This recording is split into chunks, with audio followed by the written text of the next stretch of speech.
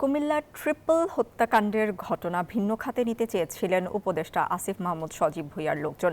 অস্ত্রের মুখে তুলে নিয়ে মারধর করে ও মিথ্যা বানোয়াট স্বীকারোক্তি নেয় বলে অভিযোগ করেছে ভুক্তভোগী পরিবারের মেয়ে জামাই খলিলুর রহমান জুয়েল।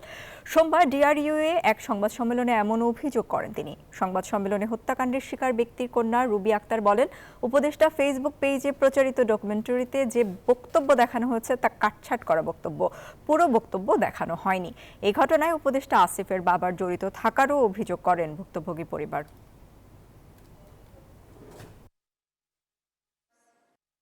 আমাদের ফ্যামিলি 3 জন সদস্য নিহত হয়েছে। এটাকে দাপাচাপা দেওয়ার জন্য আমার মার বিরুদ্ধে বিভিন্ন মাদক মামলা আছে, এই আছে সে আছে, এটা বলতেছে।